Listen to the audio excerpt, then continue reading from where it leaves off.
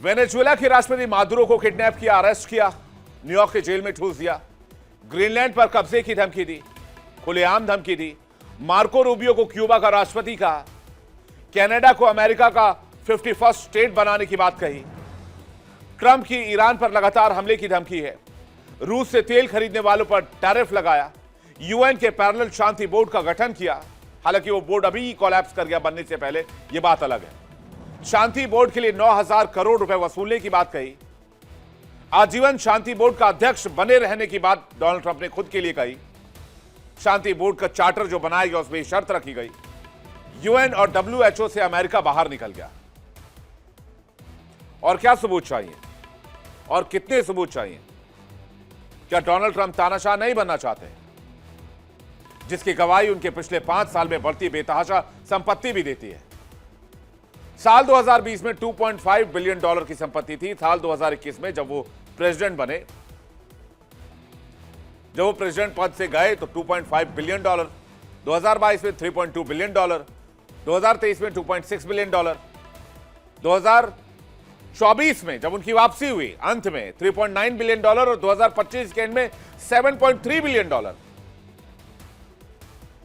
तो तानाशाह यही तो करते हैं, अपने लिए संपत्ति जुटाते हैं, अपने लिए सुख सुविधा जुटाते हैं और आम लोगों को गोली मारते हैं।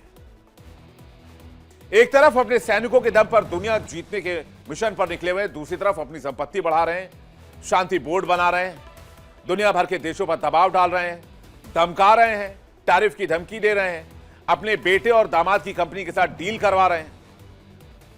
जिस देश में वो जाते हैं वो उम्मीद करते हैं उन्हें बेशकीमती गिफ्ट दिए जाएं। यहां तक ट्रंप टाइटल का इस्तेमाल करने वाली कंपनियों से रॉयल्टी भी लेते हैं, भारतीय बिल्डर से भी रॉयल्टी लेते हैं, क्योंकि यहां भी बहुत सारे ट्रंप टावर बनाए गए हैं। 2024 में भारतीय कंपनियों ने ट्रंप के नाम का इस्तेमाल करने के लिए करीब 100 करोड़ रुपए दिए। इसके अलावा अमेरिका के अंदर की स्थिति देख लीजिए आप, जो भी तानाशाह से सवाल पूछता है उसको गोली मार दी जाती है। आज ही अमेरिका में एक व्यक्ति को गोली मार दी गई, 6 आइस एजेंट्स ने घेर कर गोली मार दी एक व्यक्ति को। इसकी तस्वीरें आप देखिए जरा, फुल स्क्रीन तस्वीर दिखाते हैं आपको, कैसे एक व्यक्ति को धक्का दिया जाता है, बीच सड़क पर पटका जाता है और एक के बाद एक गोली मारी जाती है। मैं आपको आवाज भी सुनवाता हूं, जरा एम्बियंस सुनाएगा पीसीआर इस घटना का।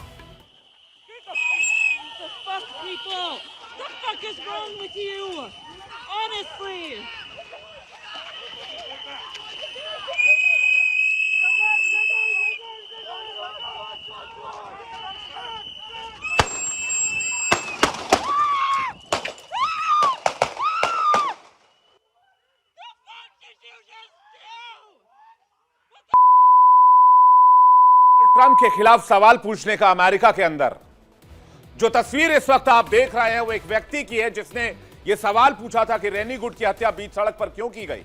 रैनी गुड की हत्या भी कुछ इसी तरीके से आइस एजेंट्स ने की थी, जहां पर 5 से 6 आइस एजेंट्स ने रैनी गुड के कार को घेरा था और कार पर एक के बाद एक फायरिंग की थी और 3 गोली पॉइंट ब्लैंक रेंज से रैनी गुड को मारी गई थी। उसके बाद एक डॉक्टर जो अमेरिकियों की सेवा कर रहे थे और खुद एक अमेरिकी नागरिक थे, born and brought up America, बीच सड़क पर गोली मारी गई।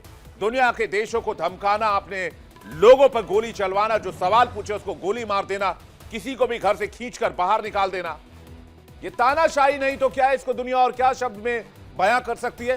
बातचीत करने के लिए मेहमानों का एक बड़ा पैनल इस वक्त हमारे साथ जुड़ रहा है। ग्रुप कैप्टन यूके देवनाथ हमारे साथ जुड़ रहे हैं इस वक्त, स्वागत है सर आपका। मेजर जनरल अनुज माथुर इस वक्त हमारे साथ जुड़ रहे हैं, रक्षा विशेषज्ञ हमारे साथ, बहुत स्वागत है मेजर साहब आपका। हमारे साथ पूर्णिमा नाथ जुड़ रही है, रिपब्लिकन नेता, अमेरिका से लाइव है, बहुत स्वागत है आपका। संजीव श्रीवास्तव हमारे साथ जुड़े, विदेश मामलों की जानकार, बहुत स्वागत है आपका। सबसे पहले पूर्णिमा जी के पास जा रहा हूं, यूएस से लाइव है, अमेरिका से लाइव, और वही बताएंगे बेटर सिचुएशन अमेरिका में क्या है। तो पूर्णिमा नाथ जी, सवाल यह है कि क्या किम जोंग उनके रास्ते पर चल पड़े हैं Donald Trump? Thank you so much for having me. Much appreciated. Namaste and Jai Hind. जय मैम। जय हिंद सर। पहले तो ये बात है, मैं आपने किंग जंग उंग के बारे में बताया तो मैं कोट कहना चाहती हूँ आपको। 2018 की है, डोनाल्ड ट्रंप ने बताया था during a conversation between in interview, Fox and Friends का था, quote, he is the head of a country and I mean he is the strong head he speaks and his people sit up at attention. I want my people to do the same. End quote. इनका मतलब क्या हो गया? Kim Jong उंग जो करता है, लोग आके उसको जब भाषण देते हैं, लोग बैठते हैं, मैं भी चाहता हूं कि मेरा भी लोग ऐसे करे। His inspiration is Kim Jong Un, जैसे एक डिक्टेटर है। तो आप इसे क्या सीख सकते हैं हम लोग? I feel that we were led to believe Donald Trump यहाँ पे अच्छे करने के लिए आए थे, और he was fighting the deep state. लेकिन वो जो अपने संपत्ति बनाने के लिए आ रहे थे, अपने दामाद और बच्चे को रिच बनाने के लिए आए थे, अपने फैमिली बिजनेस आगे बढ़ाने के लिए आए थे, और लोगों के ऊपर लोगों को टेरराइज करने आ रहे थे, ये किसी को समझ नहीं आया था। हमें तो समझ नहीं आया था, हमने उसको बिठाया उस पोजीशन में। आज यहाँ पे लोगों को मारा जा रहा है। एक पीसफुल प्रोटेस्ट को बंद करने के लिए आइस एजेंट ने यहाँ तक पहुंच चुके हैं कि पॉइंट ब्लैंक में लोगों को शूट कर रहे हैं। आप रेने गुड के बारे में बोले, आज कल जो जिनका शूटिंग हुआ यहाँ पे, उनका नाम था एलेक्स प्रेटी। वो he was a veteran hospital का, वो नर्स हुआ करता था। उनका अगर पिक्चर आप देखेंगे, he was actually ice agent का पिक्चर ले रहे थे, वो फिल्म कर रहे थे, और उनको धक्का मार के उनको शॉट किया गया है। वो बोल रहे थे कि उनको गन लेके आना नहीं चाहिए था। लेकिन वो कुछ 2 साल पहले यहाँ पे जो प्रोटेस्ट हुआ था, हमारे यहाँ पे लिटरली आधा घंटा डिस्टेंस है, मेरे विस्कॉन्सिन में जहाँ पे रहती हूँ, मिलवॉकी के आधा घंटा डिस्टेंस है। यहाँ पे आप काइल रिटनहाउस के बारे में सुने होंगे या बोले होंगे, उसके बारे में चर्चा भी करे होंगे मेरे ख्याल से। He went with the AK-47 over there and killed 2 people. And हमारे रिपब्लिकन पार्टी उनको सपोर्ट किए हैं कि it was a defense act. वो बंदा अभी literally is the poster boy for Republican party. आज जो ये जो हमें दिख रहा है, and this is not good. Obviously आपने तारीफ ने देखा है, दुनिया को टेरराइज करके रखे हैं आपने। इंटरनली हम यहाँ पे आइस की दबदबा यहाँ पे देख रहे हैं। लिटरली बजट को 3 टाइम्स बढ़ाने के लिए बात भी हो रही है। Democrats are actually taking it seriously right now, saying ICE DHS can not have. नहीं, और थर्ड टाइम वो राष्ट्रपति बनने के लिए भी रास्ता क्लियर कर रहे हैं अंदर खाने से, जो जानकारी मिल रही है। मैं मेजर जनरल का जवाब चाहूंगा, उसके बाद मैं बाकी मेहमानों के पास आ रहा हूं। मेजर जनरल अनुज माथुर जी, और क्या हालात होते हैं एक तानाशाह के साथ, या एक तानाशाह की पॉलिसी और क्या डिफरेंट होती है? कुछ डिफरेंट नहीं होती, वही उसी रास्ते पर है। बिल्कुल बिल्कुल। जय हिंद विवेक। एक तो जय हिंद सर। मायामी की एक तो मैं मायामी के किसी होटल में हूं अभी, तो मेरा कनेक्टिविटी का थोड़ा सा इशू है। मेरी आवाज ठीक पहुंच रही है आप तक? बिल्कुल परफेक्टली पहुंच रही है सर, एकदम बहुत शानदार तस्वीर आ रही है आपकी, बताइए आप। मैं डोनाल्ड ट्रंप के राज्य में बैठा हूं अभी एज ऑफ नाउ। देखिए बिल्कुल बिल्कुल साफ, आपने जो अपने प्रोमो में भी कहा, बिल्कुल साफ बात नजर आ रही है कि डोनाल्ड ट्रंप चाहते हैं कहीं ना कहीं बिल्कुल अंदर से उनको चाहते हैं कि वो दुनिया के सबसे शक्तिशाली व्यक्ति बन जाएं, और उसी चीज के उसके लिए उनको इस बात का पूरा यकीन है कि उनको ऐसी सिचुएशन में आ जाएं कि वो जो चाहेंगे जहां चाहेंगे कर सकते हैं। आप देखेंगे पिछले 1 वर्ष की जो घटनाक्रम है, वो पूरा का पूरा घटनाक्रम इसी ओर इशारा कर रहा है। उन्होंने पिछले वर्ष ही ये बात कही थी कि मैं तीसरी टर्म पॉसिबल है, मैं किस प्रकार से कर पाऊंगा। वो तीसरी टर्म नहीं है, वो लाइफ लॉन्ग शी जिनपिंग की तरह या पुतिन की तरह। Exactly, yes, that is the point sir. ये उनका मुझे लगता है कहीं ना कहीं आइडिया उनका ये है, और उसी वजह से वो इस बात को कर रहे हैं। आते ही उन्होंने कुछ स्टेटमेंट्स दिए थे, और उन स्टेटमेंट्स को अभी क्रियान्वित करने का प्रयास किया जा रहा है, चाहे वो ग्रीनलैंड हो, कनाडा हो, वेनेजुएला हो। लेकिन विवेक, मैं एक बात बिल्कुल साफ तौर पर बता देना चाहता हूं कि ये जो विश्व है, आज विश्व की परिस्थिति वो नहीं है जो वो समझ रहे हैं। और जिस प्रकार से कनाडा ने रिस्पॉन्स किया है, जिस प्रकार से भारत ने रिस्पॉन्स पहुंच गए हैं उनके उनको उनके उसके ऊपर, उससे ईरान का जिस प्रकार का रिस्पॉन्स आ रहा है, एक बात मैं आपको बता सकता हूं कि उनकी ये पूरे विश्व में दादागिरी करने वाली जो इच्छा है, उसको कहीं ना कहीं कोई मुझे संभावना उसकी नजर नहीं आ रही है। अब दूसरी चीज है कि वो अमेरिका के अंदर क्या करना चाह रहे हैं। देखिए आज की परिस्थिति, पूर्णिमा जी इस बात से एग्री करेंगी कि उनकी जो पॉपुलैरिटी है वो लगातार गिर रही है। उनको पूरा पूरा अंदेशा है, पूरी शंका है कि वो जो मिड टर्म है उसमें उनकी परिस्थिति बहुत ज्यादा सही नहीं है। ये बात पूर्णिमा जी भी उसी पार्टी के लीडर हैं, मैं बताना चाहता हूं।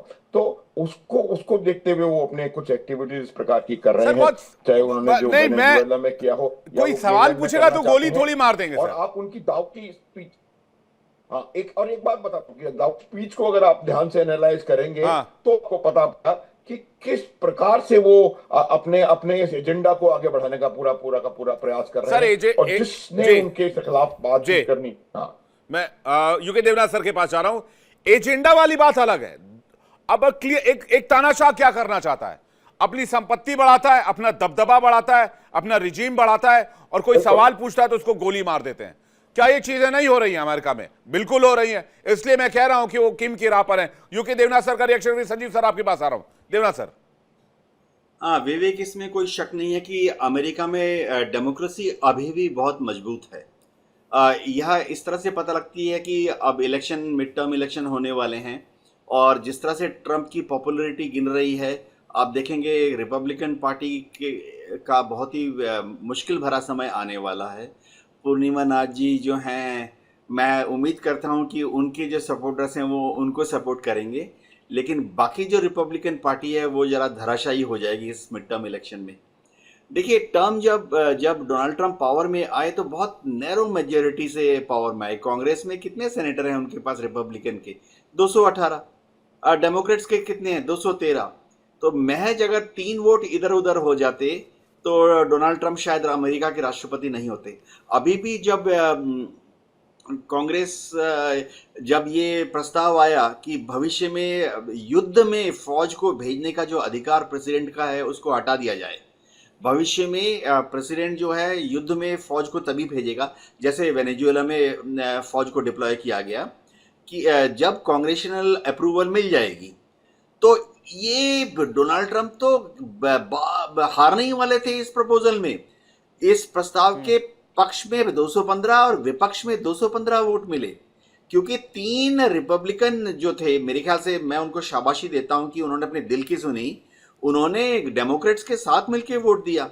215 यानी, और एक वोट इधर उधर हो जाता तो फिर डोनाल्ड ट्रंप के ऊपर अंकुश लगने वाला होता कि भविष्य में वो जब भी अमेरिका की फौज को कहीं भेजें पहले कांग्रेशनल अप्रूवल लें। तो अमेरिका में देखिए, अब डोनाल्ड ट्रंप कह रहे हैं कि 3rd टर्म वो राष्ट्रपति बनेंगे, लेकिन उनका 22nd अमेंडमेंट जो है बहुत ही क्लियर है कि किसी भी, फ्रैंक रूजवेल्ट थे द्वितीय विश्व युद्ध के बाद, वो 3 बार 4 बार राष्ट्रपति बन गए थे, तो फिर लोग इतने परेशान हुए कि 22nd अमेंडमेंट लाया गया। तो 22nd अमेंडमेंट बहुत क्लियर है कि कोई भी अपने जीवन काल में 2 बार से ज्यादा प्रेसिडेंट नहीं बन सकता। हाँ, डोनाल्ड ट्रंप क्या कर सकते हैं कि अपना किसी पिट्ठू को, अगर हिंदी का शब्द इस्तेमाल करूं, वो अगला राष्ट्रपति, जेडी वांस को पाल पोस रहे हैं कि जेडी वांस को अगला राष्ट्रपति बना देंगे। डोनाल्ड ट्रंप सोच रहे हैं कि जेडी वांस जो है उनके कहने पर, उनके इशारों पर कठपुतली की तरह काम करेंगे। उसके बाद 4था टर्म, क्या डोनाल्ड टर्म 2028 2032 में सोच सकते हैं? बहुत दूर है, बहुत दूर है। तो अमेरिका की डेमोक्रेसी अभी भी वाइब्रेंट है जी। Democracy vibrant? सर मुझे नहीं लगता अमेरिका की डेमोक्रेसी या मजबूत, सबसे मजबूत है या वाइब्रेंट है। भारतीय डेमोक्रेसी सबसे मजबूत और सबसे वाइब्रेंट है। Sorry to say that sir, मैं आपके विचारों से थोड़ा सा सहमत नहीं हूं। अगर डेमोक्रेसी मजबूत होती तो आईस एजेंट्स जो वहां पर केंद्रीय संस्था है, वो घरों में जबरन घुसकर लोगों को बाल पकड़कर घसीट कर नहीं निकालती। एक 5 साल के बच्चे का इस्तेमाल नहीं करती उसके पिता को डिटेन करने के लिए। एक व्यक्ति को बीच सड़क पर 10 राउंड गोलियां नहीं मारी जाती पॉइंट ब्लैंक रेंज से, चूंकि वो आरोप लगाया गया कि उसके पास बंदूक था। एक महिला को कार में बैठे गोली से नहीं उड़ाया जाता। अगर वाइब्रेंट होता लोकतंत्र तो सर खत्म हो गया लोकतंत्र अमेरिका का, जब तक डोनाल्ड ट्रंप है। और अगर डोनाल्ड ट्रंप 3 साल और रह गए तो फिर रिवाइवल भी इनका मुश्किल हो जाएगा। मैं संजीव जी से एक रिएक्शन चाहूंगा इस पर, जल्दी से। संजीव सर, आपका क्या मत है इस पर? देखिए विवेक जी, मेरा ऐसा मानना है कि अमेरिका की जो डेमोक्रेसी के जो रूट्स हैं वो बहुत ही गहरे हैं, बहुत मजबूत हैं। मैं देवनाथ साहब से सहमत हूँ। जी। और अगर कोई अमेरिका की डेमोक्रेटिक और कॉन्स्टिट्यूशनल नॉर्म्स को वायलेट करने की कोशिश करेगा तो यूनाइटेड स्टेट्स ऑफ अमेरिका का जो कॉन्स्टिट्यूशन है ऐसे किसी भी व्यक्ति को पनिश करना भी जानता है। इम्पीचमेंट के भी प्रावधान उसमें हैं। और रिचर्ड निक्सन का आपके दर्शक जानते होंगे कि उनको इम्पीच किया ही जाने वाला था और उस एम्बेरसमेंट से बचने के लिए उन्होंने पहले ही इस्तीफा दे दिया और वो किनारे हो लिए थे। तो ये जो पूरी जो स्थिति है, अगर डोनाल्ड ट्रंप अमेरिका की छवि पर इसी तरीके से सवालिया निशान खड़े करते जाएंगे, अपने लोगों को गोलियों से भूनने का काम करेंगे और अपने पड़ोसियों को, अपने क्लोज स्ट्रेटेजिक पार्टनर्स को, अपने एलाइज को और पूरे अंतर्राष्ट्रीय समुदाय को अपना शत्रु बनाने की कोशिश करेंगे। यहाँ तक कि अब यूरोपियन एलाइज को भी नहीं छोड़ा है। और यूरोपियन एलाइज जो कभी लाइन लगा के बैंड वैगनिंग किया करते थे यूनाइटेड स्टेट्स ऑफ अमेरिका की, आज वो पोस्चरिंग कर रहे हैं और वो अब अन्य पार्टनर्स की तलाश में है। उर्सुला वॉन डेर वही भारत में है और किस तरीके का उन्होंने डावोस में बयान दिया, कनाडा के प्राइम मिनिस्टर ने और फ्रांस के राष्ट्रपति ने किस तरीके का बयान दिया, ये सब सामने है। तो देखिए अमेरिका का जो पॉलिटिकल एस्टेब्लिशमेंट है वो बहुत ही गहरा है, सशक्त है, मजबूत है। और ये जो पॉलिटिकल एस्टेब्लिशमेंट की मैं बात कर रहा हूँ तो उसमें जाहिर है कि रिपब्लिकन पार्टी मैं भी शामिल संजीव है। सर आपकी बातों से और सहमत हूं, पॉलिटिकल एस्टेब्लिशमेंट मजबूत है, लेकिन आपने वो वेनेजुएला की प्रेसिडेंट, एक्टिंग प्रेसिडेंट जो है वो डेल्सी रॉड्रिगेज, उनका वो वायरल ऑडियो शायद सुना होगा जिसमें कहा गया कि उनको 15 मिनट का वक्त दिया गया और कहा गया अमेरिकी शर्तों को मानो, सिग्नेचर करो, वरना 15 मिनट में आपको सबको यहाँ पूरे कैबिनेट को गोली मार देंगे। ये क्या है? ये जो तानाशाही, ये बिल्कुल तानाशाही है और क्या। ये बिल्कुल तो ये जो अमेरिका के डेमोक्रेटिक नॉर्म्स को, अमेरिका का की जो कही गई बातों को जरा भी वो रिप्रेजेंट नहीं करते हैं। और एक राष्ट्र जो कि घूम घूम कर पूरे विश्व में डेमोक्रेसी की, ह्यूमन राइट्स की, डेमोक्रेटिक रूल्स बेस्ड ऑर्डर का कस्टोडियन होने का दावा किया करता था। और जो भारत में जब आते थे तो ये कहते थे शेयर डेमोक्रेटिक वैल्यूज और दो विश्व के सबसे लोग। क्या ये वेनेजुएला के राष्ट्रपति के खिलाफ जो आपने एक्शन लिया है वो किसी राष्ट्र की सॉवरेनिटी का और टेरिटोरियल इंटीग्रिटी का और यूएन चार्टर का वायलेशन नहीं है? ये बिल्कुल वायलेशन है, ये तो तानाशाही है। और आईसीई के एजेंट तो जिस तरीके का बर्ताव कर रहे हैं तो मुझे हिटलर के समय की याद आती है कि हिटलर की जो पुलिस, सीक्रेट पुलिस हुआ करती थी, या जो उसकी जो तानाशाही वाली पुलिस होती थी, जिस तरीके से जर्मन के लोगों के ऊपर और यहूदियों के ऊपर अत्याचार करती थी, उस तरीके की स्थितियां अमेरिका के अंदर दिख रही हैं जो कि अनप्रेसिडेंटेड है। इस तरीके से अमेरिका पहले से ही जो अनेक समस्याओं से जूझ रहा था, जाहिर है कि उससे भी कहीं ज्यादा बड़ी समस्याएं अब डोनाल्ड ट्रंप अपनी पुलिस को लोगों के खिलाफ लगा के कर रहे हैं। और इस तरीके का जो तस्वीरें और इस तरह की घटनाएं जो आईसी एजेंट्स के द्वारा की जा रही हैं, वो जाहिर है कि अमेरिका की जो आंतरिक स्थितियों को भी काफी खराब करती जा रही हैं। रिपब्लिकन पार्टी के नेता पूर्णिमा नाथ जी जिस तरीके की बातें करती हैं, वो जाहिर है कि वो बताता है कि रिपब्लिकन पार्टी के अंदर कितना ज्यादा रिसेंटमेंट बढ़ता जा रहा है। और जैसे कि अभी देवनाथ साहब ने बताया कि जो वॉर पावर्स एक्ट को की जो प्रेसिडेंशियल पावर्स होती हैं उस पर लिमिट लगाने के लिए, लगाम लगाने के लिए जिस तरीके से कई रिपब्लिकन सीनेटर्स ने जा करके डेमोक्रेट्स के साथ मिलकर के मतदान दिया है, वो तो आने वाले भविष्य के संकेत हैं कि अगर ऐसी ही स्थिति रही तो वहां पर इम्पीचमेंट का अगर कोई मोशन आता है और ये जो रिपब्लिकन डेमोक्रेट्स के साथ चले जाते हैं तो ये इम्पीच भी हो जाएंगे।